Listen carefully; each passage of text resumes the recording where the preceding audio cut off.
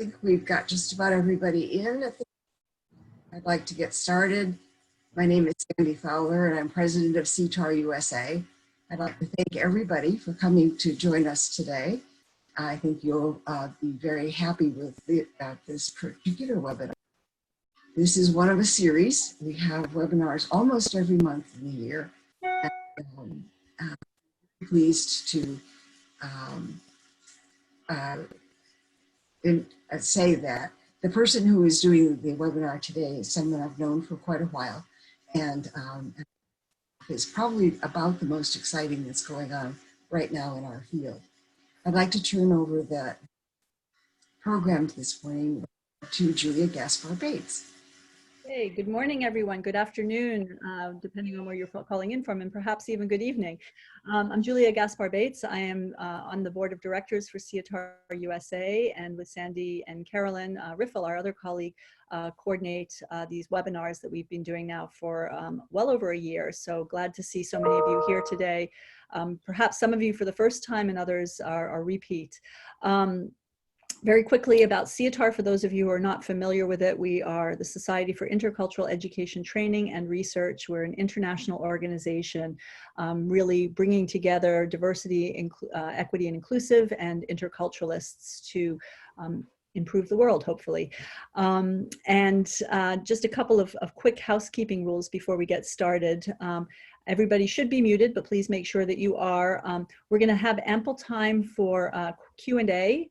At the end and perhaps also in the middle of Michelle's presentation. So please do use the chat box generously. I'll be taking those questions and moderating them. Also, Michelle has generously agreed to share her slides in PDF format after the presentation as well. So I know that that's a question that we frequently have. So without further ado, I would like to welcome Michele Gelfand as our presenter today.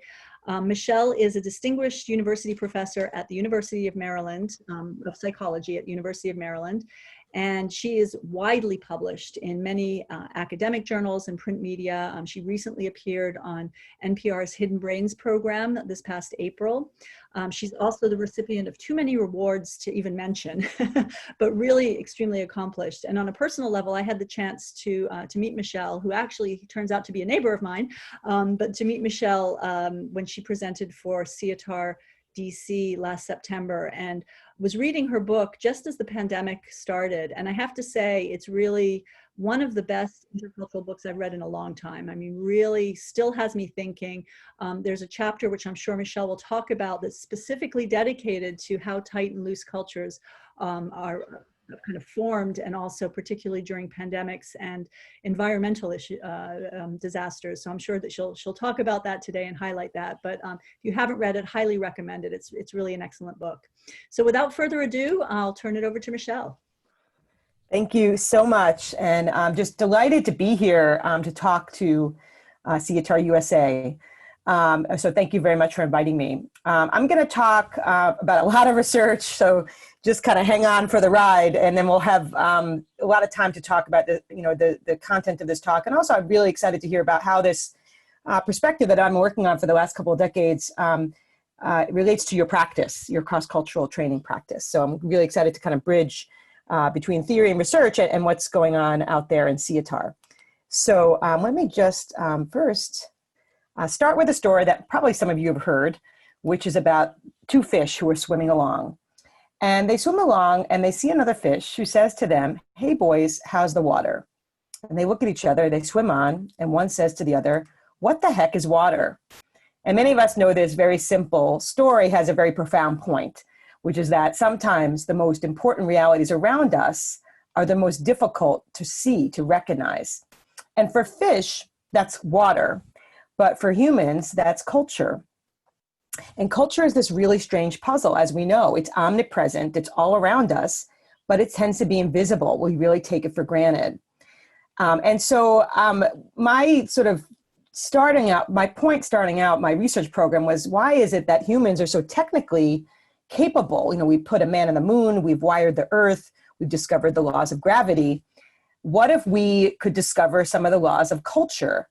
The underlying deeper cultural codes beyond East versus West, or North versus South, or rich versus poor, what if we could understand these deeper cultural codes and how they're driving human behavior? Then we might be able to live in a better world. So I'm going to talk to you about the work that I've been doing as a cross-cultural psychologist. I do want to say first that I wasn't always so interested in culture. So I'm a native New Yorker. You might be able to hear it from my accent. I've been in Washington, D.C. for 25 years, but you can't really take the New Yorker out of you. And when I was growing up in New York, I had this typical New Yorker view of the world. This kind of, basically New York, we acknowledge there's New Jersey. That's a big acknowledgement. But then there's basically the rest of the world. There's rocks and there's a Pacific Ocean. And this view of the world really got kind of challenged majorly when I went away to England for a semester abroad trip when I was a junior at Colgate University, upstate New York. And I remember really experiencing a tremendous amount of culture shock, even though we spoke the same language. Like many of you, there's many differences. And I actually remember a phone call I had with my father, who's from Brooklyn, Marty from Brooklyn. And I was confiding in him, all these kind of culture shocks I was having, and also just how strange it was that people were going from London to Paris or London to Amsterdam just for the weekend. And my dad said something very, very important. Actually, this really kind of changed my life. He said, well, imagine like it's going from New York to Pennsylvania. And I thought that was just a phenomenally awesome metaphor. And this is a true story. The next day, I booked a trip to Egypt to spend some time in Egypt. And my father was not too happy about this, but I just told him, Dad, just like going from New York to California, don't worry about it. And it was in Egypt that and further travels that I really recognized just how profound culture is, and how I knew really nothing about it. And therefore, I knew very little about myself. And I went back to Colgate, and luckily I found a class on cross-cultural human development being taught by Carolyn Keating. Keating was a student of Marshall Seal that many of you will know, wrote one of the first books on cross-cultural psychology. And she had been doing work on visual illusions in Africa and showing that even like basic visual perception was influenced by culture. The Mueller-Lyer illusion, for example, wasn't universal. And I found that to be incredibly interesting. And I decided to pivot from pre-med to go into studying culture. I didn't really know what can I do with this field. But actually, I went to Boston and I worked for a cross-cultural trainer. And it's there where I actually discovered SIETAR. This was now in 1989. And I joined SIETAR, and I was just thrilled to take some classes at Lesley College in Boston. And as I was searching for some graduate programs on culture, I was kind of thinking about, do I want to do psychology or international relations or anthropology? I was really not sure what the level of analysis I was going to be kind of committing to. And I had this one very important call with Richard Brislin, who studies cross-cultural training. And he said to me, based on your interests, I would really highly recommend that you go to work with Harry Triandis at the University of Illinois. And that is actually what I did. There's me with Harry Triandis. I actually went to Champaign-Urbana to work with Harry. I thought I'd become a cross-cultural trainer. And by the time I left, I decided to go into academics. But Harry was really a phenomenal mentor. I know Sandy knows him very well. He just passed away last year, and I think about him daily because he was a very unbelievable person, not just a scientist. I mean, he taught me a lot about theories and research and the history of cross-cultural psychology and especially methodological issues also that you encounter doing cross-cultural research. But Harry also taught me a lot about life. And he had 3 pieces of advice for his students that I'll just share here. One was be passionate about what you do. And that for me was not too difficult, as many of us, we just, totally excited about the field of culture and the importance of studying and culture and training people to understand it. The second piece of advice, maybe a little more difficult to follow, was don't be afraid to be controversial. So Harry was really a pioneer in really taking on Western psychology in many ways. But the third piece of advice was probably the most difficult. And what he said was, don't take yourself too seriously. I think Harry was kind of a Buddhist, and that was a really important piece of advice. We had a lot of fun together. We published quite a bit of work together. When I was in Champaign, I worked a lot with him on the construct of individual and collectivism, and then left there, went to NYU for the year, and then I've been at Maryland for 25 years. So this talk is dedicated to Harry. He was just, I just feel so grateful for his personhood and his mind. And, after I left Champaign, I started to, like many of us, travel the world and notice, lots of interesting patterns and puzzles around differences that I was trying to understand. So, for example, for many of you who've been in Singapore, it's called the fine city, because there's many different punishments you can get for seemingly minor violations, things like spitting on the street or not flushing the toilet in public. Even walking in front of your curtains naked could land you a fine in Singapore. If you take a short plane ride over to New Zealand, you see very different types of behavior. You see people walking barefoot in banks.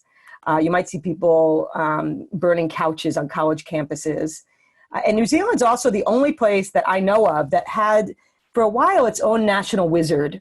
So this dude here on the left, it was the national wizard of New Zealand. He was a fired professor coming through from Australia, and he set up shop on city streets in New Zealand, lecturing on everything from rugby to religion. And really making a big stir in many different places. And instead of kind of sanctioning him, the Prime Minister of New Zealand asked him to become the Wizard of New Zealand. And his job was to entertain the country. And that he did. In the book, I talk about various shenanigans that he got involved in, including hatching himself from an egg on top of libraries.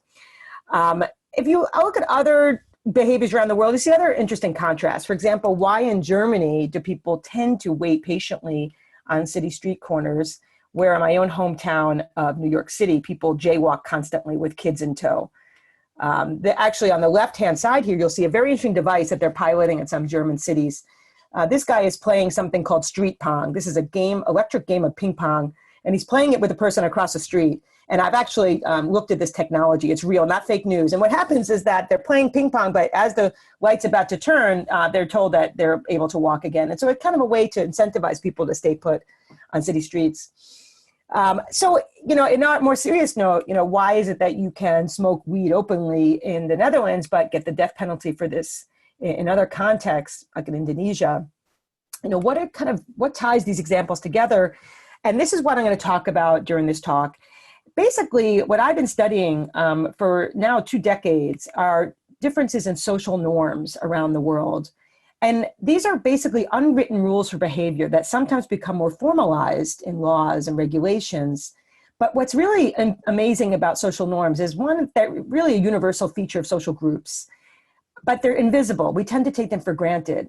I mean, you can imagine basically a world where there's no social norms. Imagine you go out on city streets and people are driving on either side of the street and not obeying stop signs. Or you go into your favorite restaurant and people are basically stealing each other's food off each other's plates and belching loudly. Some might say that is what resembles a family dinner in my New York family. Or imagine you walk into an elevator and people are facing backwards. These are things that we just take for granted. I encourage everyone to just kind of try to violate some norms and see, how people react. We really take them for granted. And they're profoundly important for human groups. They're important because they help us to predict each other's behavior. And they also are important because they help us coordinate on an unprecedented scale. In many ways, they're one of the most important human inventions of social norms. They're the glue that bind us together. And what I've been studying is that this glue tends to be stronger in some cultures than others. And this is what I'm referring to as the difference between tight cultures that have strong norms and punishments for deviance that restrict the range of behavior, as compared to loose groups that have weaker norms and that are much more permissive, where there's a wider range of behavior that's permissible.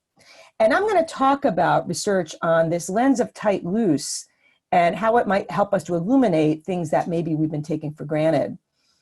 Actually, the first person who really talked about tight-loose is Herodotus in his histories. He didn't use the term tight and loose in his incredible journey, but he did note differences in the strength of norms across different groups that he visited, including the Egyptians that were quite tight as compared to the Persians. So I take inspiration from that book because this is a construct that's been around us beyond just the modern era, again, because social norms are so important. And what I'm going to talk about today, the kind of conceptual territory, is basically these kinds of questions. The first question is, do modern nations differ on the strength of norms? And why might they differ? What's the logic that might be underlying differences in tight and loose cultures? What strengths and liabilities do they offer to human groups, depending on your vantage point. I also want to take this lens and kind of look at other levels of analysis to see, can it illuminate similar dynamics, for example, within the United States or in other contexts. And then I'm going to talk about some of the dynamics. How has it changed? And also, how does it affect intercultural interactions? What kind of lessons does it give us for managing these kinds of differences, including expatriation and mergers and acquisitions in particular? And then I'm going to talk about which is better. It is an age-old debate. If I could see you, I would have you vote, which would you prefer if you had to design a society. And then at the very end of the talk, I'm going to also talk about the implications of tight loose and COVID-19 and some data that we have now on that topic. So that's the kind of roadmap for this talk. And I'm just going to go ahead and just jump right in. So the first foray we had into this topic was a large study that I organized around the world with a big team of researchers, including some of Harry's former students and other people from the International Association for Cross-Cultural Psychology that were really amazing in helping me to collect data on tight loose across 30 plus nations, many languages and continents. And the idea for this study was published in Science, was really to try to see, can we measure tightness, looseness? Do people vary, do nations vary around the world on tight loose? And what are its correlates? And also, is it different than other constructs that we know of from Hofstede and from Shalom Schwartz and Harry? Is it something that is kind of adds value beyond these constructs? And so we ventured out and we collected data across these countries using surveys of adults and students. We also were at the same time gathering a lot of data on the histories and ecologies of the countries in the data set. And then I also launched through a Humboldt Award, a big study that was looking at unobtrusive observation, sending students around the world to do various things that I'll be talking about. And if you were involved in this study, for example, you would have seen some of these questionnaire items. These are just a couple of items where we'd ask people in a reference shift concept. That just means that we ask them about their countries. In this country, are there many social norms? And we define them as unwritten rules of behavior that people are supposed to abide by. If people acted appropriately or others strongly approved. Do people have a lot of freedom to behave as they like? This is a reverse coded item.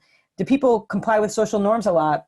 And we actually could see in this data set, the first thing we looked at, and this is after controlling for lots of rival hypotheses in cross-cultural research, including response sets and factor of validity of these items and so forth, is that people shared their perceptions about tight loose in their countries. We could see with statistics that they had high RWG values. There was large variation around the world in tight loose. And this was both in tight and loose countries, actually. People in looser countries agreed also that their norms were rather permissive. In the data set, we found, for example, that places like Japan and Singapore, Austria, Germany tended to veer tight. And places like New Zealand and Brazil, Greece, the Netherlands, and to some extent the US tended to veer loose. So tight loose is a continuum. And what I'll talk about later is that we can also see that in every country that even if you have tight, you veer tight, you also have loose domains and vice versa. Even when you have cultures that are loose, you can find domains that are quite tight. And so we'll talk about that maybe a little bit later. The other thing I want to mention is that there was a lot of divergent validity that we found for this construct. Actually, Harry Triandis, when I asked him, Harry, what do you think the correlation between tight loose and individual and collectivism could be?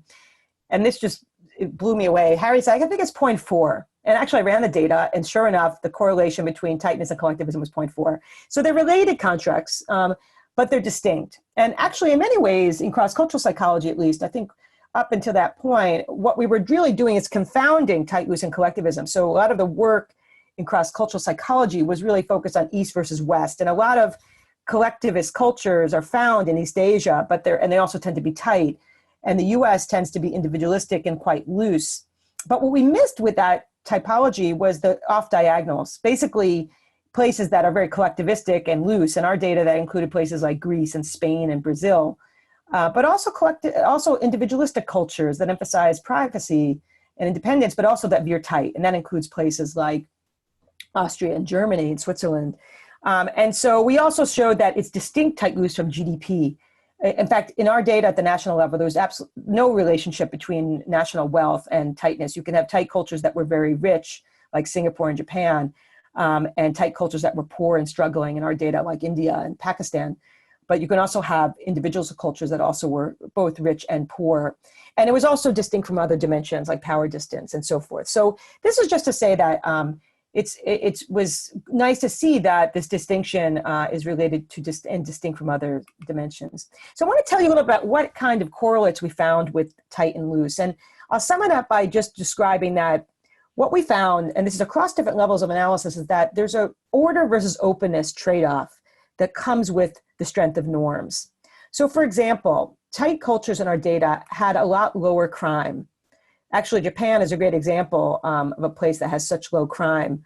And many of you who might watch Wait, Wait, Don't Tell Me might remember an episode a couple of years ago where Peter Sagal was asking people, what do Japanese police officers need more of? And we're all guessing maybe higher pay, more vacation time. But it turns out that they need more crime because they have one of the lowest crime rates. And apparently in some areas in Japan, the police officers were so bored that they started to egg people on to commit minor crimes. So that's just something that goes along with tightness, the cultural code, that there's more monitoring, more police per capita. Tight cultures tend to be more religious. There's more monitoring from God or government. And we know that monitoring makes people feel more accountable. And accountability is very critical to abiding by norms. Tight cultures also have more order when it comes to uniformity and synchrony.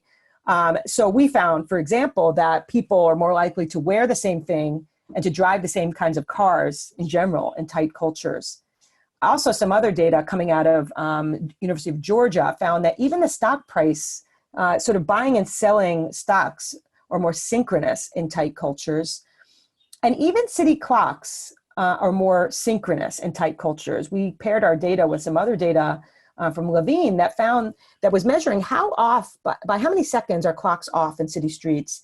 Tight cultures, they're off by milliseconds, but in loose cultures, you might sort of think you have a harder time knowing exactly what time it is because the clocks say something that's quite different around city streets. And finally, tight cultures have more order when it comes to self-control. If you think about a context where you're worried about fitting in and not violating norms, and there's a high level of social control, that mirrors itself in the sense of self-control. And people are taught to manage their impulses from a much younger age. And therefore, tight cultures from our data show that they have a lot more self-control in a lot of domains. There's less debt in tight cultures. There's less alcoholism. There's even less obesity, controlling for various factors. So you can think about that loose cultures struggle with order. They have, generally speaking, higher crime. They're less synchronized. And they have a host of self-regulation failures. But loose cultures corner the market on openness. In our data, people from loose cultures are much more tolerant. They're tolerant of many different types of people, people from different races, religions, immigrants, people that are stigmatized. We found this both on survey data from the World Value Survey, but also implicit attitudes as well, that it's hard to kind of fake your attitudes on. And we also found it in some field experiments. In one study that I describe in the book, Rule Makers, Rule Breakers, I had my research assistants go back to their home countries, and I basically asked them to wear these fake facial warts on their face in one condition. You can buy these on the internet for those interested.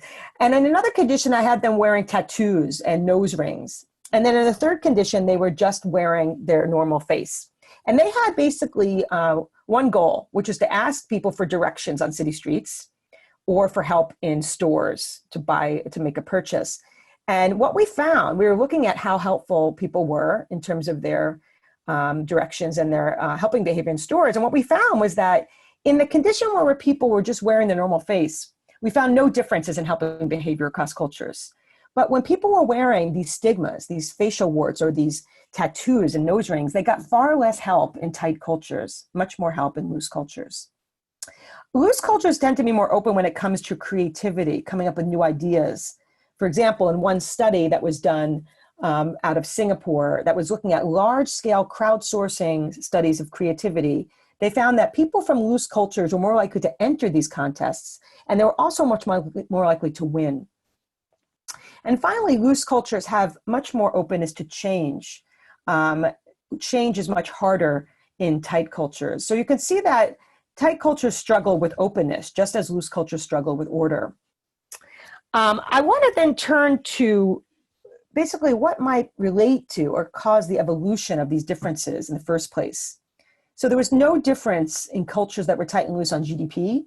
There was no common language that united tight cultures from loose cultures. There was no common religion, and there was no common geographical location. So what does separate tight and loose cultures? And this is really what I was keenly interested in. And, Harry Triandis's training in eco-social underpinnings of culture is really critical. And that sort of dated back to Whiting and Whiting's work, the Six Children Project, also Barry and his colleagues, John Barry, also were really big proponents of the ecological view of culture. And so I really took that seriously. And my hunch was that tight cultures are likely going to have much more collective threat. And the idea is pretty simple, that when you have a lot of threat, whether it's from Mother Nature, think constant disasters or famine, or constant threat that's human-made, think constant invasions on your territory, or pathogen outbreaks, or population density. When you have these kinds of collective threats, you can't solve them on your own, and you need to coordinate. You need strict rules in order to coordinate. And if you had a lot of collective threat across your history, then you would be able to more swiftly coordinate and be more norm abiding, because it will be functional in those contexts. In another way, if you're in a context where there's not a lot of threat constantly on your soil, then you can afford to be more permissive. And that's precisely what we tested in this study. I actually chose these nations to have variability on a variety of different threats. And what you'll see here, and this is correlational, so we should see it as just proof of concept, but what we could see here is that population density, for example, as far back as 1500, food deprivation, disasters, how many times your nation's been potentially invaded over the last 100 years, territorial threat, and pathogen outbreaks across your history were all correlated with tightness.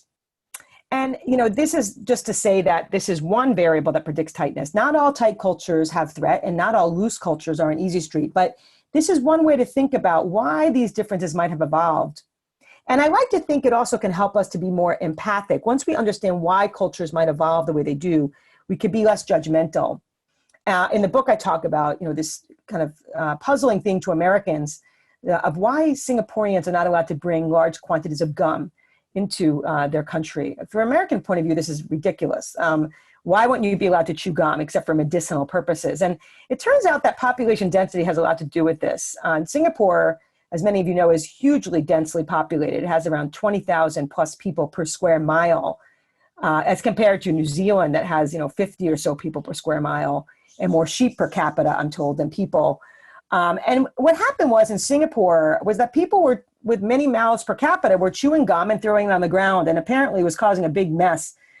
Even was causing sensors to get blocked on trains and in elevators. And Lee Kuan Yew, I think he was kind of a cross-cultural psychologist. If you read his autobiography, he talks a lot about how threatened Singapore was in terms of arable land and conflict and even density and diversity and having so many groups in a small space.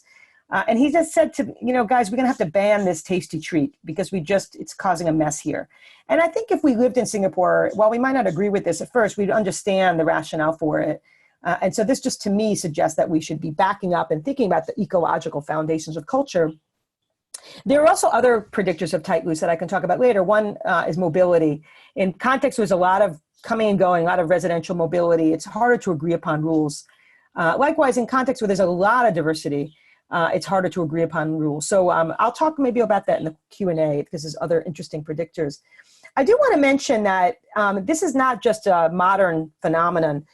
In a paper that we have in press in the Proceedings of the Royal Society B, we partnered with some anthropologists, Carol Ember, who runs the Human Relation Area Files at Yale. And we wanted to see, can we see evidence of this construct in pre-industrial societies? Pietro Pelto started thinking about this in the late 60s, but we wanted to now code ethnographies for the degree to which they had norms constraining behavior and strict punishments for deviance. And this was quite an interesting study because we had rich descriptions of behavior in various different domains like law and ethics, socialization, gender, marriage, et cetera. And we had RAs coding the degree to which these contexts were driven or had very strict norms and punishments. And we did a factor analysis of this data. And what was interesting is we found an overall single factor that accounted for variation in these domains. And that's just to suggest that when you have strict rules in law and ethics, you also tend to have them in other domains. And what we were interested, you can just see kind of the list of the scope of where these pre-industrial societies were. But for our purposes, and this paper is coming out, it will be on my website once it's not embargoed in a week from now, July 1st. But we also looked at similar correlates in these countries, in these societies, and we found very similar pattern that there was higher population density, warfare, pathogens, scarcity in groups that were tight.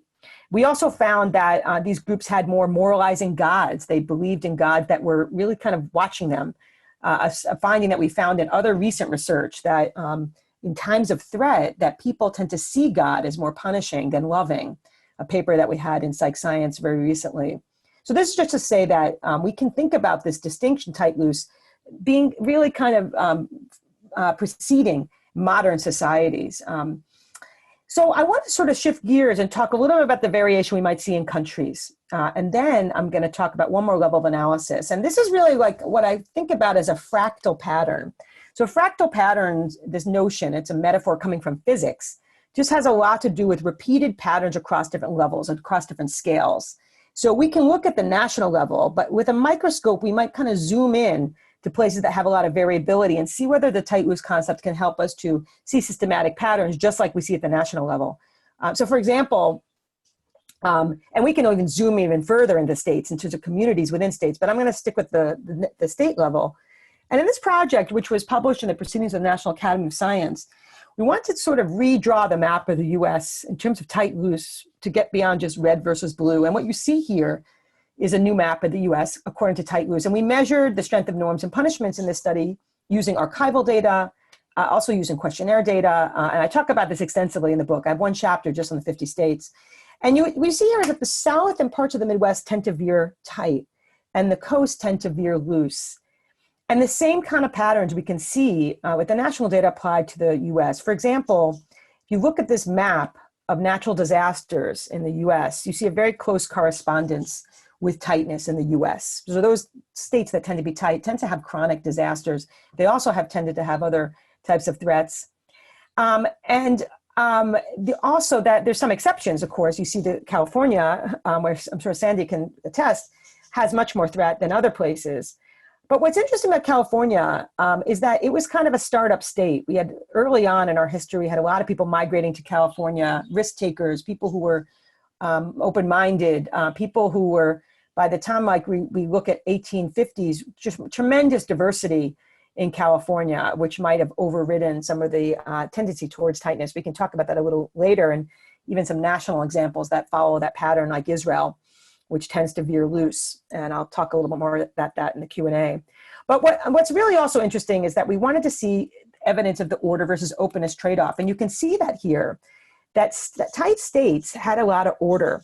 So for example, if you look at the personality dimensions of the Big Five, you can look at which states have higher conscientiousness. That's kind of rule orientation. And certainly what we found was that the tight states had more people that were conscientious.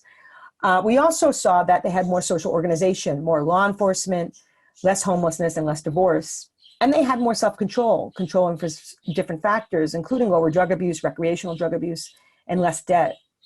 Tight states also tended to be more polite. Actually, my home state of New York, which is very loose, was very high. I think it scored #1 on rudeness.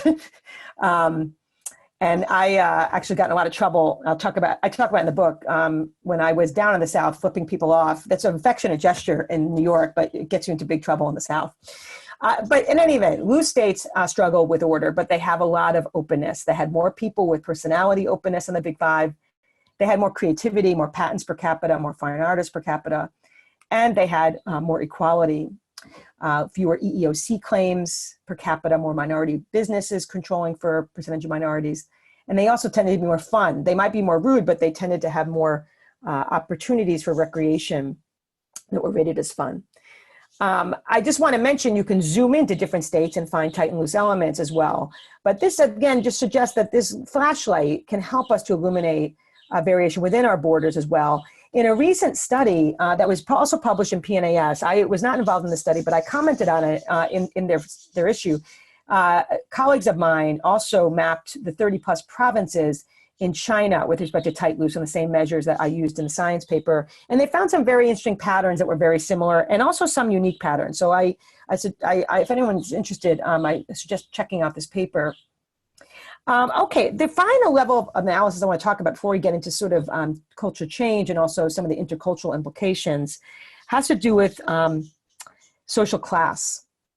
I want to just have you just do a thought experiment where you think about, right now, if I asked you to think about what comes up to your mind when I say follow the rules, what comes to your mind when I say this? If I just gave you this prompt, as I did with people from the working class and middle and upper class, we asked people for 5 things that come to mind when they hear this. And the idea here was actually simple. We wanted to go beyond just our pocketbooks, how rich or poor are we, to see if tight loose could help illuminate differences across class, zooming into this level. And the simple question was, do working class and upper class differ in tight loose and their associated trade-offs? And actually, we thought, building on some of the work that I discussed at different levels, that working class has much greater threat. They're much more worried about falling into poverty or hard living. They live in more dangerous neighborhoods, and they're working in occupations that have much more potential threat. And they also are in context where there's less discretion. Actually, Melvin Cohn talked about culture and class, and he talked about how parents train their kids to fit into occupations where they're going to have basically less discretion, the working class. And so they need to follow rules versus the middle class that may have more autonomy. We wanted to broaden that theory and say, well, can we see whether we can measure social class tightness and looseness and see if they have similar types of affordances? And that's exactly what we did. This was my student, Jesse Harrington. We found, for example, that when we analyze that data on what people thought about when have them think about rules, that people from the working class were much more likely to have a positive connotations when they thought about rules, things like structure and good and necessary. Whereas people from the middle class, this is defined in terms of educational outcomes, in terms of college education and other indicators, they were much more negative. They thought that rules were kind of a nuisance. We also measured tight loose in many different domains, like we did in other studies, and we saw in general that there was much higher tightness in daily life, childhood, the workplace among the working class, and also a higher desired tightness. Rules were seen as good. We also measured where people were living. We tracked their zip codes, and we could see that the working class were in much more threatening environments, and they had higher perceived threat. And in fact, that mediated a lot of our differences. It explained some of the differences in terms of the differences in tightness. The order versus openness trade-off also seemed to be alive and well at this level of analysis. For example, working class reported engaging in more ethical behavior, less cheating and taking supplies for work. But the upper class in our sample had higher creativity. This was based on tasks that we had them come up with ideas of what will you use for a paperclip or a brick and code those for unique uses. But also we found that the upper class was higher in openness. When we showed them pictures of stigmatized individuals, they were much more tolerant of them. I do want to mention that one last point about the working class data, we also actually wanted to see how early does this arise in children. And this is our first study that we did with actually kids as young as 3. We brought them into the lab, and this is a picture of a student, of a child, with permission from her parents. And we couldn't exactly ask them about tight loose. But what we did was we drew on a very ingenious paradigm from Michael Tomasello, where we had them meet a puppet. This is Max the puppet, and play games with Max, new games where there were rules they learned. This is a game they're playing right now. It's called Daxing. And Max and the children were playing these games, having a grand old time. And in the middle of the experiment, Max did something strange. He started violating the norms, and he started, exclaiming that he's following the rules. So Max, the puppet, became Max, the norm violator in this study. And we simply coded the children's responses on videotape and had separate RAs who were blind to this theory, code what did the children do. And we found that there was a reliable difference between the working class kids and the upper class kids, in that the working class kids were much more likely to protest and tell Max to stop doing what he's doing, and that was wrong. And the upper class kids were more likely to give Max a break, to laugh and to try to gently get him to do what he was supposed to, but much less bent out of shape by his behavior. When we look to parents about their implicit theories about rules, we also know that from very early age, the working class parents know that rules are important. Rules keep kids safe, out of trouble, in their neighborhoods, in their potential occupations. And when you have a strong safety net, like you have in the upper class, then you can afford to make mistakes. And so this is just another way to say that maybe tight loose can help us understand different levels of analysis. Okay, I do want to mention that, this is a construct that can change dramatically. Like any cultural construct, it can shift. And one of the ways that we've been studying this, I'm going to talk about some experiments really briefly before I get to the intercultural interface. But later today, I'll talk about COVID-19. But early on in our lab, we started to develop these kind of ecological priming types of contexts. We can bring people in the laboratory and actually prime things like population density and terrorism threats and natural disasters or pathogen threats. And we can see in our data that even when we just tell people or show them pictures of these kinds of contexts, that it's actually a really incredible reaction that people start tightening very quickly. That is to say, they desire stronger rules and punishments. They start to show greater, less openness, again, preferring order in these contexts.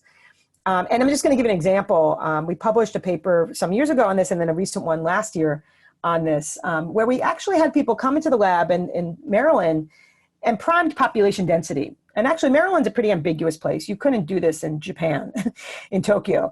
But we told people in one condition that Maryland had very high population density. You can see this chart. This is fake data, but we debriefed them. But we told them that they had really high population density, and we had newspaper articles that followed that kind of logic, that it's really crowded. And Maryland is a place where you can imagine, kind of conjure up images of this, because that is the case sometimes. But we also, in a different condition, in different people, told them that it's a very low density campus. You could see we're rock bottom compared to other schools. And actually, there's times on campus you won't see anybody. And in fact, that's also true. So these primes are pretty believable. And what we could see in this study is that after we prime people, we see big differences in how serious they perceive norm violations. And we asked them about how they perceive different violations. And they also started to start thinking about the US as being better than others. Again, that order up in this type of trade-off. So I want to mention that this is important because threat can produce the same tightening, whether it's objective and chronic, like we see at different levels I talked about at the society, state, and social class level. But threat can also tighten us up when it becomes temporary. And I don't have time to present some of the more computational approaches we've used, but suffice to say that we've done a lot of computational modeling that also shows that threat causes the evolution of tightness at the population level. I also will say just briefly the implications of this for some of our electoral dynamics. And our theory was that people who perceive threat in the United States, this is before the primary for Trump, would feel like they wanted that the nation needs to be tighter, and that this would in turn partially mediate their desire to vote for Trump. People in tight cultures tend to also like strong leaders because they tend to make quick decisions. And that might have been evolutionary and adaptive in some parts of our past. We saw the same pattern, by the way, in the election in France for Le Pen, that people who felt a lot of threat, whether it was from immigration or North Korea or other types of threats, felt like France was too loose and they needed to tighten up. And so this is just a general thing to say that threats, whether they're perceived or they're actual, can cause a similar psychology. Okay, I'm going to shift gears now and talk about managing cultural divides, the final part of my talk before I get to COVID. So I hope you're still with me. I know it's a lot of data, but I've been talking a lot about cultural differences, really intracultural comparisons. But how can we use this concept to understand the kind of struggles people might have when they go abroad, when they try to merge organizations? And I'll just talk about briefly 2 studies we've done on this. And as you know, a lot of times people are sent abroad in expatriate assignments based on their technical competence, not necessarily based on their fit with cultures that they're going to, or based on their cultural intelligence, a topic that is gained a lot of momentum in cross-cultural psychology. And we wanted to address the question of which cultures are harder to go to, tight or loose, but also are there certain types of people that might fit in with tight cultures or loose cultures? So that was kind of this person culture fit that we were trying to bring to the literature on expatriation. This paper was published last year in Psych Science, along with my colleagues Colleen Ward and Nicholas Geyer and my own student Ren Lee. And basically we tracked a whole bunch of intercultural exchange students who were going between 22 different countries, and we were surveying them over time, over an 18-month period, and measuring their adjustment across time. And we also had at time one their own personalities. So we had data on their personalities, and we were really interested to see where that interaction was between person and culture. But I'll just mention that one of the first things we found was that it was actually much more difficult going to a tighter culture. So there was lower adaptation in general, both psychologically in terms of how people felt about themselves, but also socioculturally in terms of fitting in. And there was more stress and anxiety going to a tight culture. Actually, we found very interesting that coming from a tighter culture to others, people are actually more adaptive. They tended to actually be able to adapt much better in these contexts.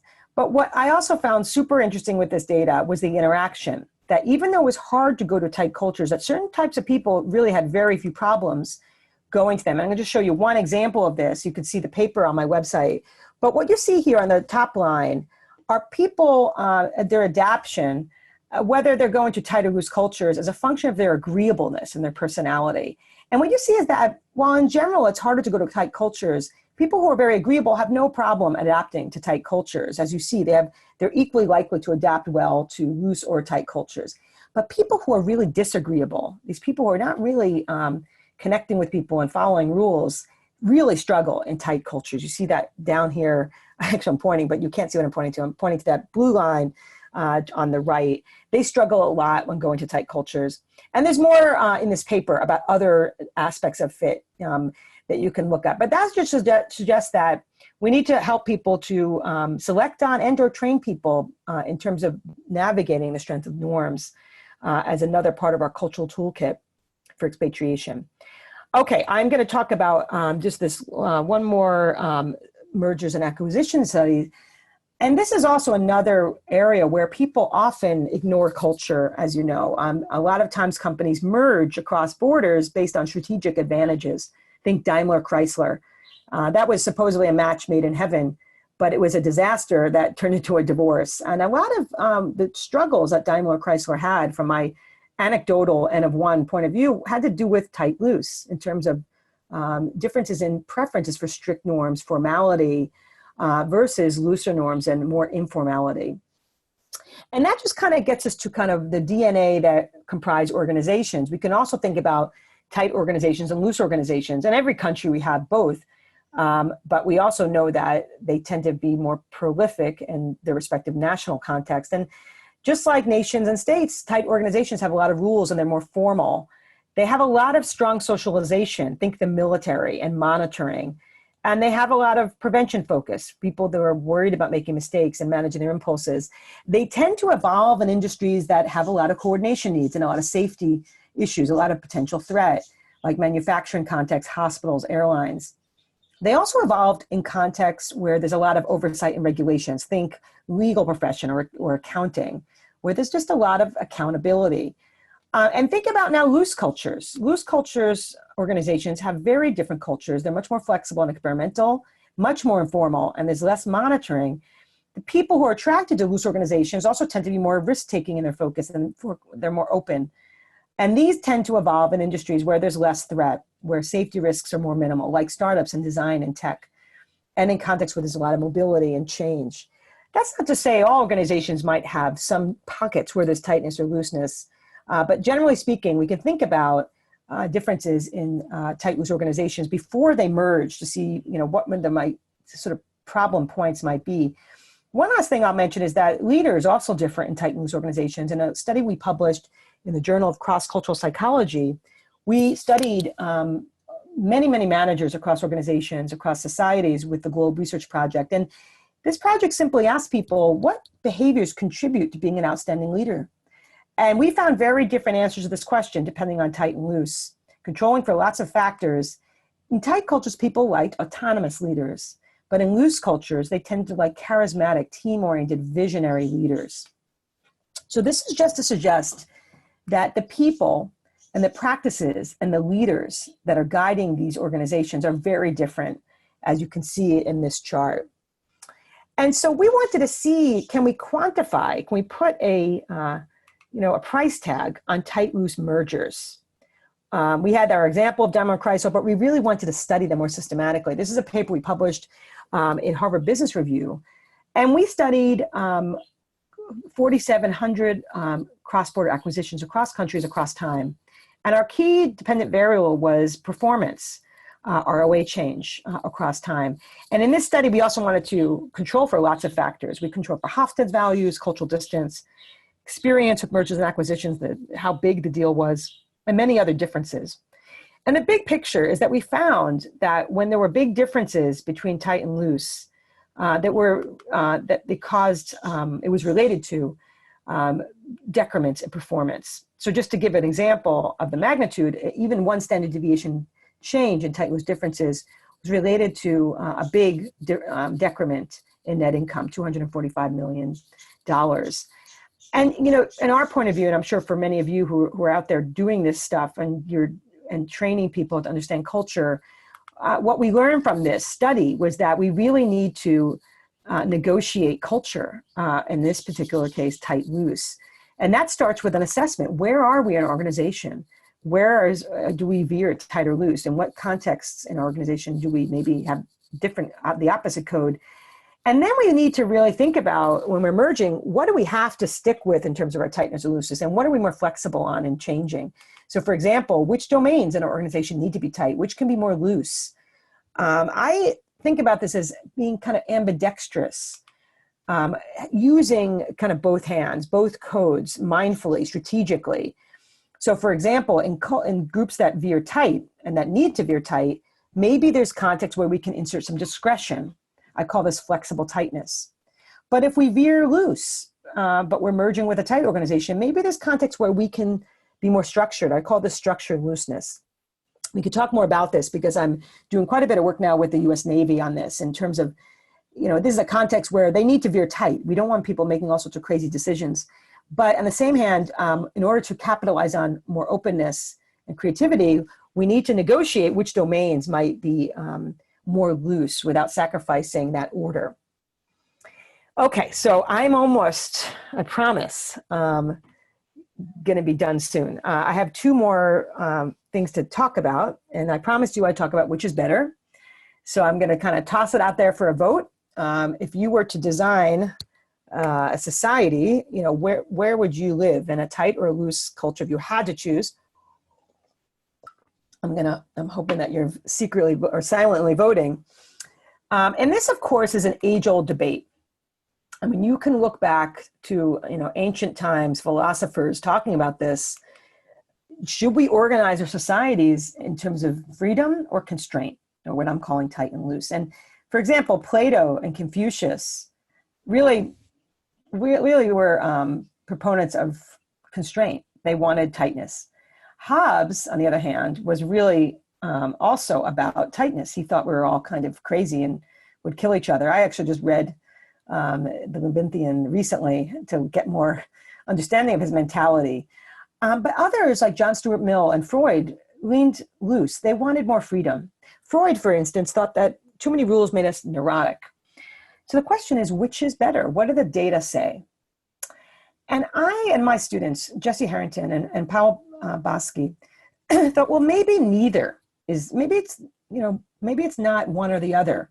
Maybe it's the case that while groups need to veer tight or loose for good reasons, as we get to the extremes, either too tight or too loose, we start to see a lot of problems. And for different reasons. If you start getting extraordinarily loose, then it's almost normless or in total chaos, what Durkheim called anomie. On the flip side, if you're getting too tight, it gets to be super repressive, and that's also untenable. And actually, Durkheim talked about this. He was looking at suicide and argued that in some contexts you have anemic suicide because people just feel no sense of belonging and things are just normless. And in other contexts, he called it fatalistic suicide that are, in my parlance, too tight. But we wanted to set out to test this. And this is what I'm now calling the Goldilocks principle of tight-loose.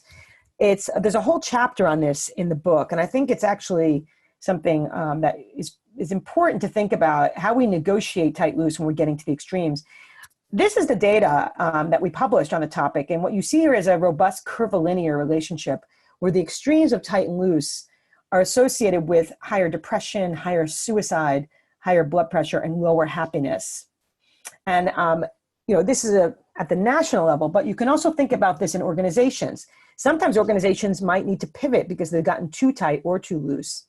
I talk about examples like United Airlines, which does need to veer tight, but arguably when it had its PR fiasco some years ago, was veering too tight. People were obeying rules that didn't make a whole lot of sense, and they needed to insert some discretion into the system, flexible tightness. On the flip side, places like Uber or Tesla arguably were getting too loose and needed to insert some structure because they were having a hard time scaling up and coordinating. The principle of Goldilocks also applies to our households. Think about where your household might be on the tight-loose continuum. Do you veer tight? Do you veer loose? Actually, what research suggests is that either extreme is problematic for kids' well-being. If we're too helicopter-like, too tight, or too laissez-faire, then we produce maladaptive kids. So again, we need to negotiate these differences, and I can tell you a little bit about my own negotiations in my household. We actually think about what domains need to be tight and what domains could be loose. I, truth be told, veer a little bit looser than my husband. He's a lawyer. And so we have some very interesting negotiations on this. Okay, so I just want to reiterate the idea that this suggests that we can negotiate these norms. We invented social norms, so we can negotiate them. We can identify contexts where we need to tighten loose norms when they're not adaptive, and we need to identify contexts where we can loosen tight norms. In the book, I end the book talking about how we can harness the power of social norms to better calibrate tight loose in our everyday worlds. I want to just end on one last point, which is I promised you, and I have 3 minutes, so I'm happy I'm on time, which is how does the concept of tight loose connect with COVID-19? And, basically in early March, I started getting nervous about this because I saw just even in March how uncoordinated even universities were. And I wrote an op-ed in the Boston Globe that talked about how the US is going to really need to tighten. And the idea is, as you saw in the previous work, is that tightness is adaptive in times of threat. In fact, this is a massive coordination problem that we have when we have now a global pandemic. And in my view, we need coordination at multiple levels. We need to strictly abide by new rules like hand washing and social distancing. And that's really important. And we also need governments that are helping us to coordinate. We need governments that are efficient, that are helping to coordinate between the private and public sector, that are figuring out when we need to close down, how we can better test, and so forth. And the argument was that this might be more difficult in looser cultures, where sacrificing freedom for constraint is much harder. And that's, again, because we haven't had the kind of cultural experience like other tighter cultures who have had a lot of pathogen outbreaks and learned the hard way that strict rules and efficiency count. They help people survive.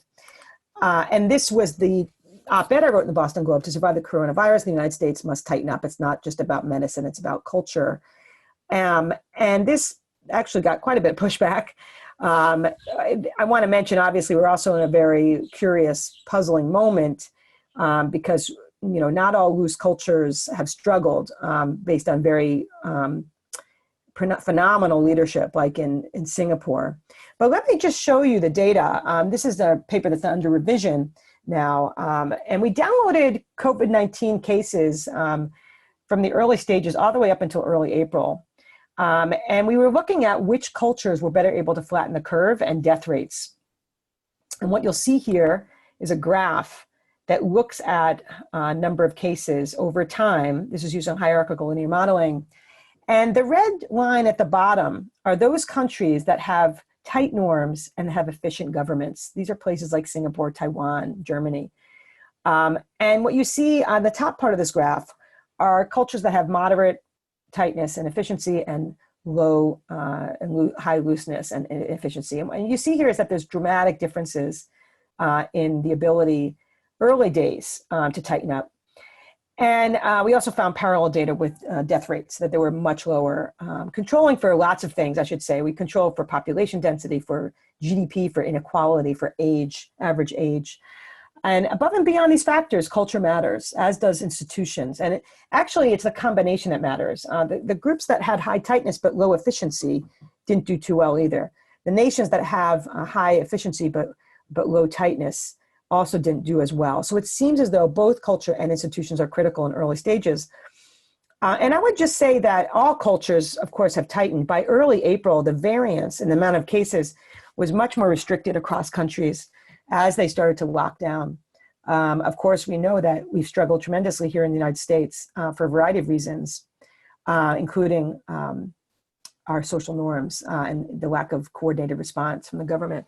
So I just want to end on saying that I think that we're going to be going through what I would call a tight loose dance in the coming months until we have a vaccine, that we need to really help to people to understand that we need to tighten when there's threat. We need accurate information at the community level when there's threat. And we need to loosen when it's safe. We can loosen, and it's harder for some people in both of these contexts. And in a recent op-ed in the conversation, I talk about negotiation strategies, and I can get into that in our Q&A.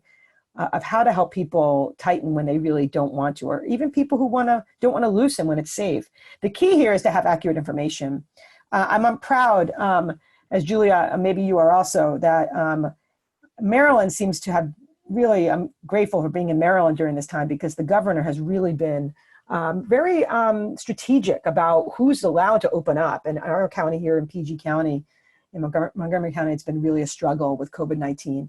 But the key here also is how to negotiate these differences in organizations and families. And again, getting back to the tight loose ambidexterity. So we'll end on this final slide, sort of questions for discussion. One is, where do you fall on the sort of your desire for rules or lack thereof? Are you a rule maker or a rule breaker? I'd encourage you to take the tight loose mindset quiz on my website. It's based on the science data. Do you notice rules? Do you manage your impulses, avoid mistakes? Do you like structure? That's sort of a tight mindset. Or do you not notice rules too much? Are you more of a risk taker, or maybe even kind of impulsive? But are you tolerant of ambiguity? That kind of defines in a multidimensional way the looser mindset. And then where can we see tight loose manifesting in your own work as a cross-cultural trainer? I'm really excited to hear your stories, and maybe thinking about, maybe not today, but not just today, but if you have stories, to send them to me. Because really, as an academic, my goal in writing the book, Room Workers, Rule Breakers, was to break out of the academic ivory tower to really start connecting with people who are doing the hard work and training of culture, and what new research, what questions you have about the concept that might inform work that we do in our lab. So I will just end it there. I hope that you all stayed awake for this long, hour-long talk. And I want to just thank SIETAR USA for inviting me to talk today. And I think I will end it there. Thank you so much, Michele. This was really fascinating, even hearing a lot of this the second time and even reading the book. And as I mentioned before, I can't tell you the countless conversations that I've had with family members and friends about tight loose, particularly during this pandemic. So we have quite a few questions, and please, if you do have a question, feel free to write them in the chat box and I'll moderate. So the first one is from Karen. I think she wanted to know what the axis on the graphs was for the collective threats. So if you have information on that. So I'm just asked Karen, so you mean on the slide where I was showing higher density, higher invasions, yes, and so forth. So yeah, those are all, so what we did was, as we were collecting this data, the survey data, we were building a database on the ecological and historical threats that nations have faced. So as an example, on the graph on territorial threats, that was the number of times in the last 100 years from the crisis archive database from political science, your nation has been potentially invaded. So think about the US. We've been involved in a lot of international conflict, but we haven't, experienced chronic invasions from Canada and Mexico. I've had my daughter ask me that when she was like 5. Are we worried about Canada and Mexico invading us? And so in that study, we also controlled for how much international conflict that you had. And in fact, that didn't predict tightness at all. It really had to be on your own soil. Population density, same thing. Higher values meant higher density. So we had data from 22 countries on density from the 1500s that was going into that data. So in the science paper, you'll see a gigantic supplemental section that details all of the data that we collected, and then we're linking to our data. Same with the data on traditional societies. While we were coding ethnographies, we could then rely on other databases that anthropologists have created on these pre-industrial groups in terms of the amount of threat they've experienced, whether it was scarcity of resources, number of invasion, amount of warfare was that data. So you can see all the more detailed information on the website. Everything I work on is on the website. Excellent, thank you. So we also have a question from Jan or Jan, I'm not sure the pronunciation. Have you found in your research from a psychology point of view that the construct of tight and loose exists in families? We have an underlying threat, non-threat origin. Yeah, this is a great question. And actually, in Rule Makers, Rule Breakers, I have a whole chapter on the tight loose mindset as it pertains to families. And, you know, and that's why I have also created the quiz, and I want it to be database. So it's based on, you know, the questions we asked in science. But yeah, I think it's an interesting thing. Again, like we get married, you know, and we don't really think about where do we differ on this construct? And then some of us have to parent with people very dramatically from us on the tight loose mindset. And all sorts of conflicts can come up based on this, including financial kinds of conflicts. How messy are you around the house? Parenting styles.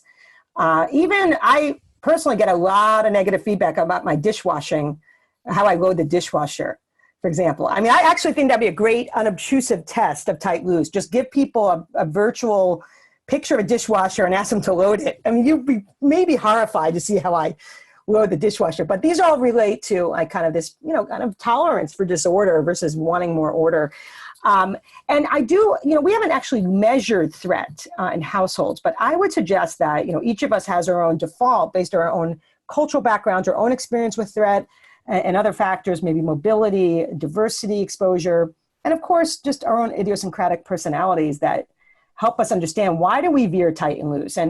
But again, in our negotiations in our household, because I study negotiation and I'd love to talk about negotiation some other day because I do a lot of work on negotiating in the Middle East and in other countries. But one we know from negotiation is that you have to prioritize what's your most important priority.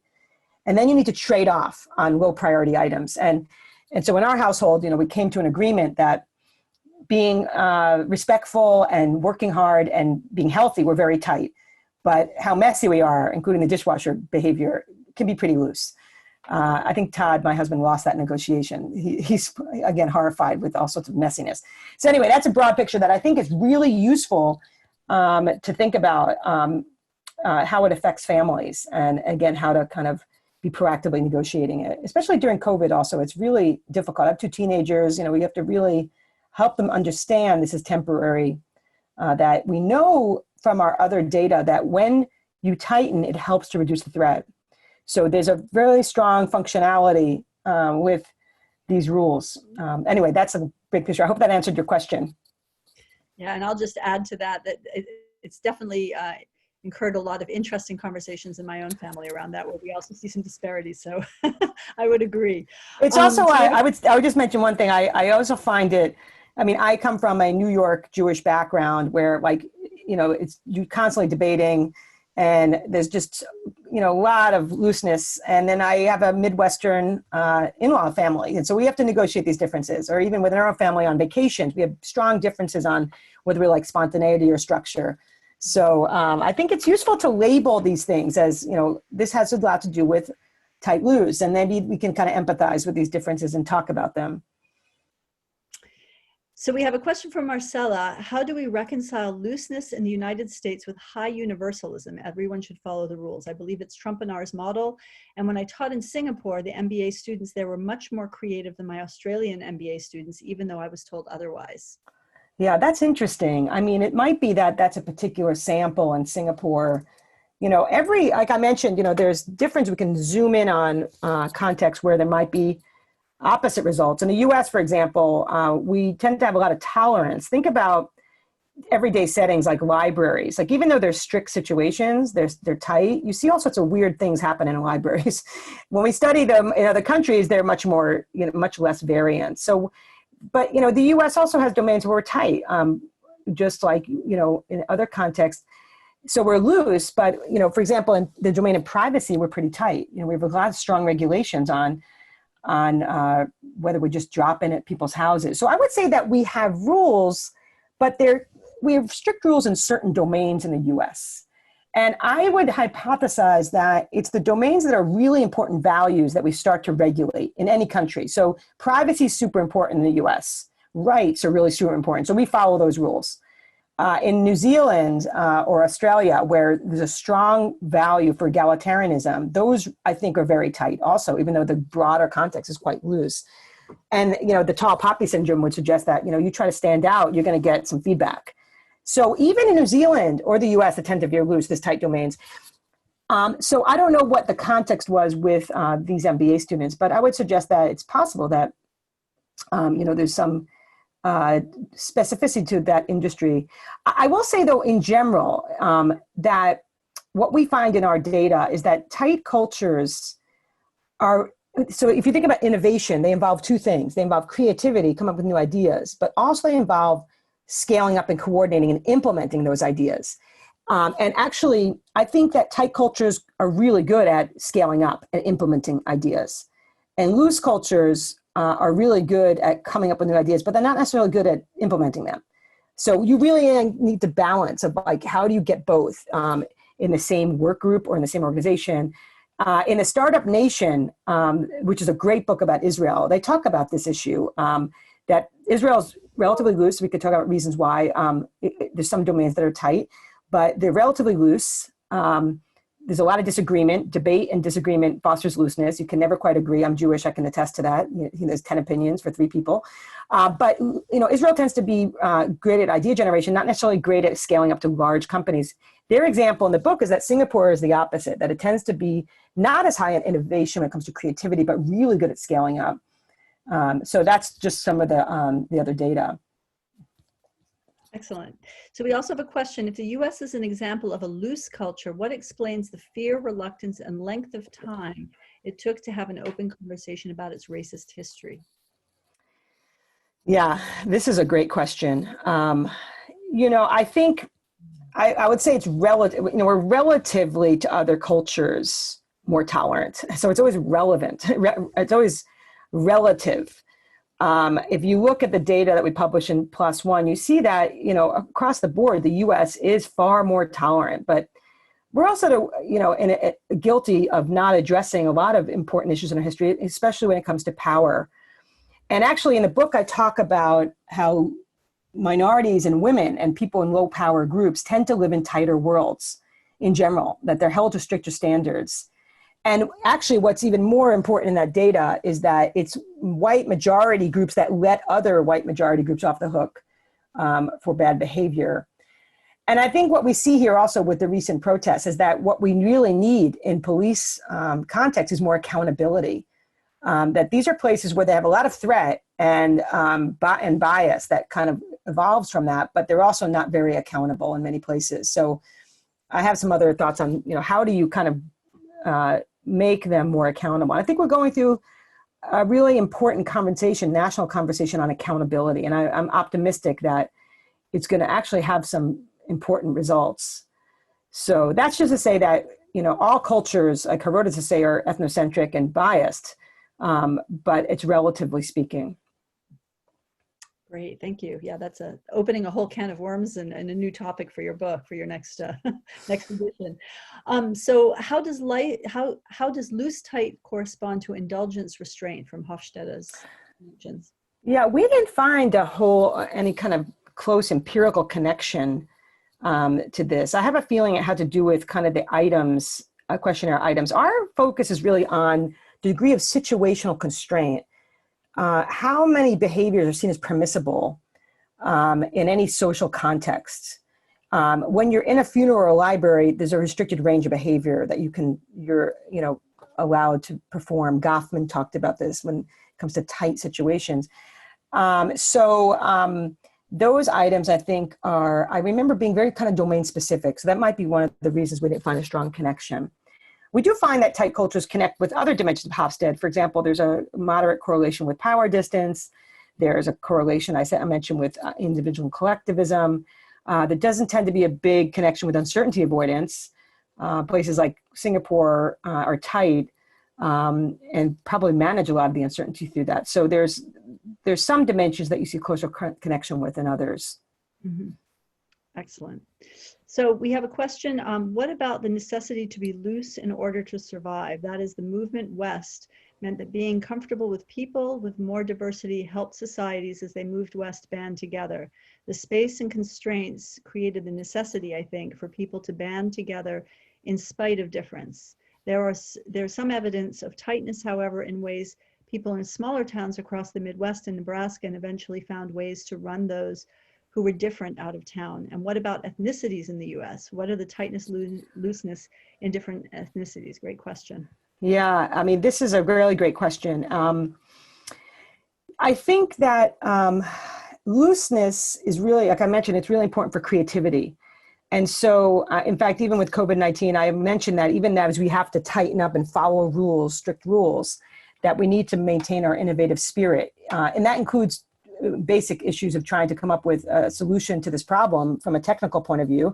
It also includes even in social distancing and other contexts. How do we kind of be creative in this context? In the op-ed I wrote, I have some examples of some crazy creativity when it comes to social distancing of what neighborhoods have been doing. So I think we need both. I think we need to veer tighter when we have actual survival needs.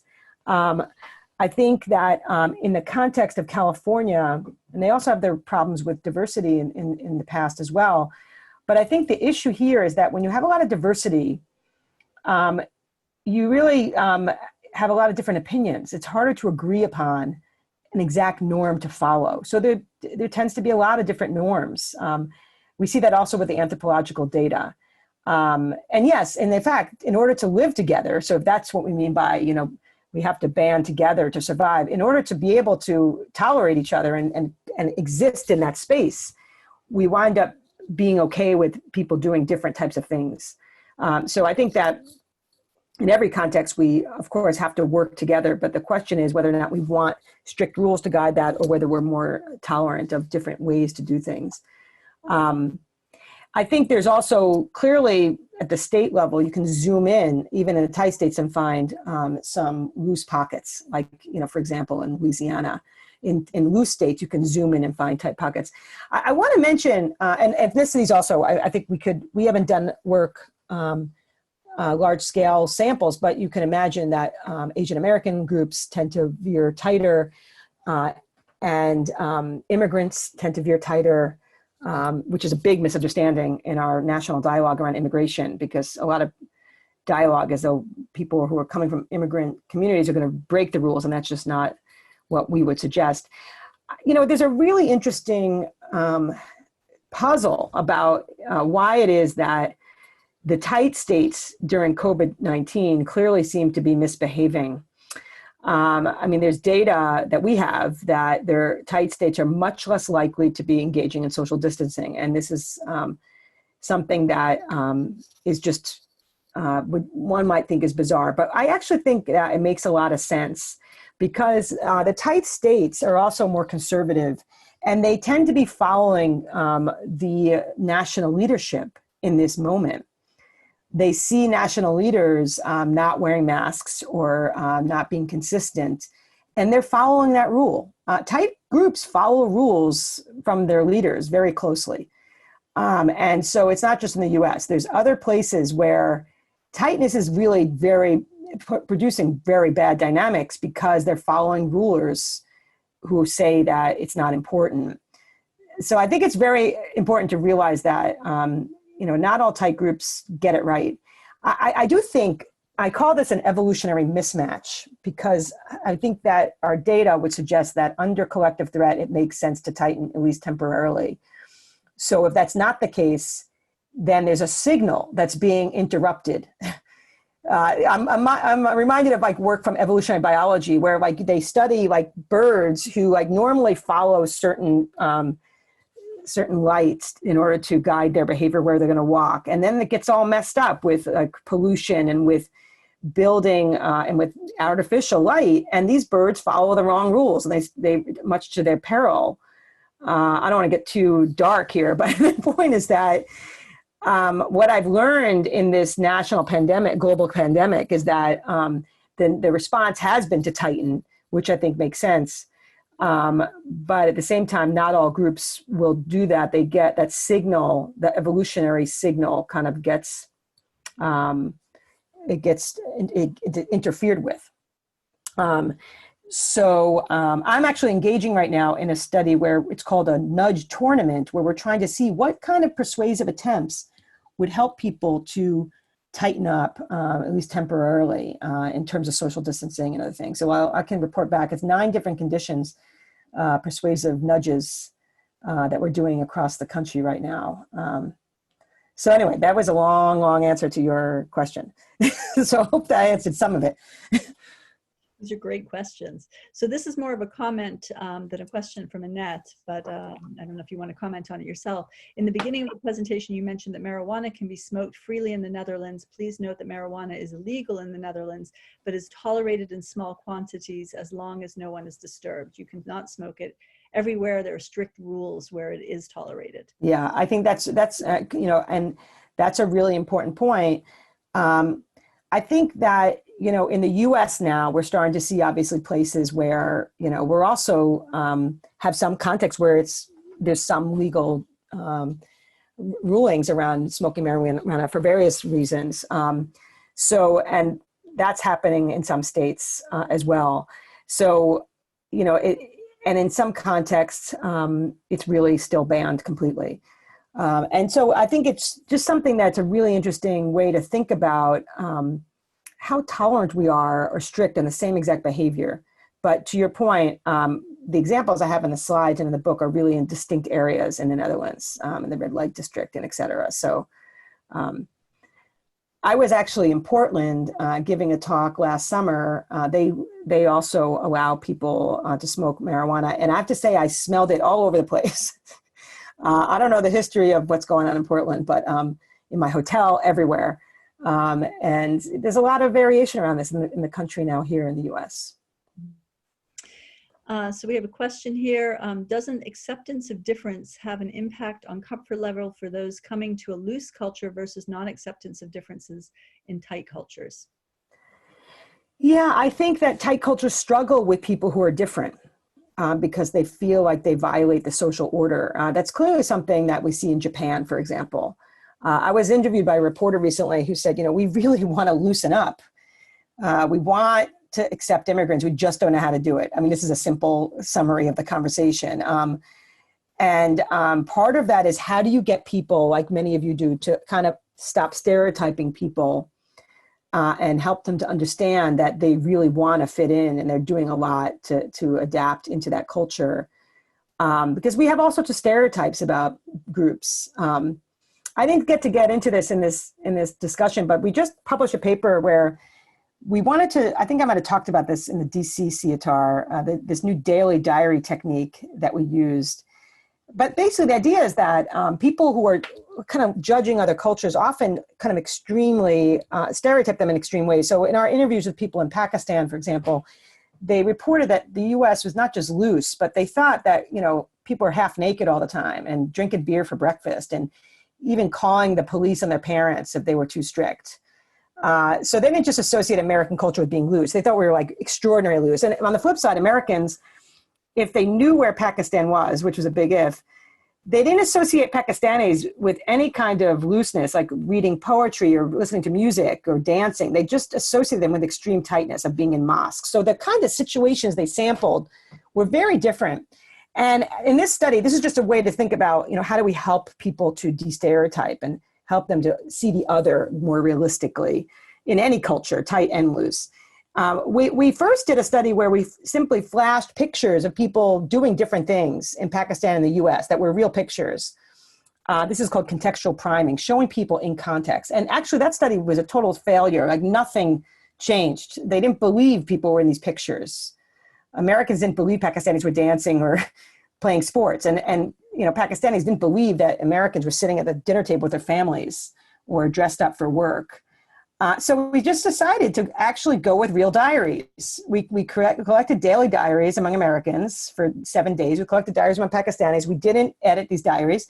So we coded them. We could see the US diaries were definitely looser than the Pakistani diaries. But they were, also had a lot of balance. Americans were in situations that were stricter and also looser, and likewise Pakistanis. And we randomly assigned people in Pakistan to either receive every day diary entries from Americans or from their compatriots or from their country. And it was remarkable to see that by the end of the study, people that viewed diaries of their other countries, they were told this was about memory. They weren't told this was about intercultural understanding, but their sense of distance was much, much lower in terms of how different are we.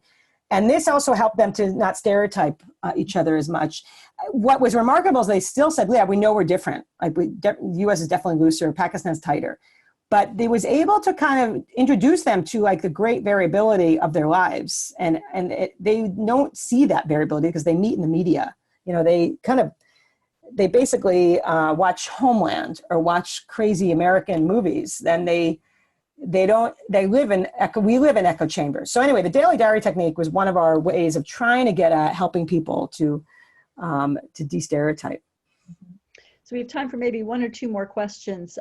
Camilla asks, were you able to collect data from Kenya and Uganda and the tribal communities that would expect tightness overall, but a difference between tribes? Yeah, I'm interested in what you would expect. We have data from Kenya in the paper on COVID-19. Kenya in our data, it was basically very high on tightness and on government efficiency. I want to mention that we also looked at authoritarianism, and that does not predict. This is where there are groups that are efficient and democratic and efficient and authoritarian. So I want to just mention that. That's an important point that we wanted to make. But Kenya really, in our data, was doing quite well in the early stages. Some of the groups that were doing well early stages also had upticks in cases and had to tighten up again. We don't have data on Uganda, but I'd be curious. Maybe you can email me about your perception. But we are trying to get more samples from Africa. Mm-hmm. And this will be the last question before we wrap up, so I apologize to those of you who still have asked some. How can loose versus tight play out in the current social situation, Black Lives Matter in the US? Yeah, I think this is a very important question. And I think that we're now, realizing that minorities and women and low power groups have been held to much stricter, tighter standards, that we can kind of start thinking about what is it like to live as a low power group and have to be fearful of, if you make mistakes, if you do something, you'll be punished much more strictly. And that's what our data suggests, and that's what we're seeing. And as we sort of talk and listen and learn what's going on, we have much more empathy. And at the flip side, as I mentioned, I think the organizational cultures of the police forces, it's really something David Brooks just wrote about in Atlantic. And I agree with this, that a lot of this has to do with organizational culture issues. And in my view, that's where we need to tighten up. And then what I mean by that is have more accountability. And a lot of places are starting to talk through these issues of holding police to be more accountable. For example, just being able to look at disciplinary records is just one example of being more accountable. Obviously, it's multiply determined, but I do think that the concept can help us to understand some of the dynamics, I hope. Yeah. Thank you so much, Michele. I think this was a fascinating talk and really great questions as well. So really appreciate you making the time for us today. And thank you to everybody who attended and asked such thoughtful questions as well. Our next webinar will take place on July 15th. It will be actually one of our SIETAR USA board members, Justin Citrone, who's also a professor of human sexuality studies at Widener University in Philadelphia, who's going to be talking about intersections, working at the intersection of culture, relationships, and sexuality. So it promises to be a fascinating talk on July 15th. All of the information will be appearing on the SIETAR USA website. And again, thank you to everybody who participated. Thank you to Michele and to everybody who made this happen today. And please be in touch through my website with questions, comments, and I hope that we'll stay in touch. Michelle, would you mind just letting folks know or putting in the chat box what your website is? So people Sure. It's just basically my name, Michele Gelfand is 1L.com. And there's the sections there for lots of the op-eds and also the scientific research, including that daily diary study should be up there. I see that's a question that just came out in behavioral science and policy.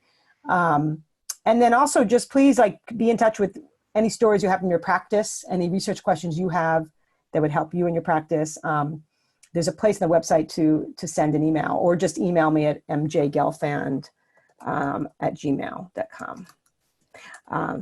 And I'm heading to California. I was going to mention next summer, I just took a job at Stanford Business School.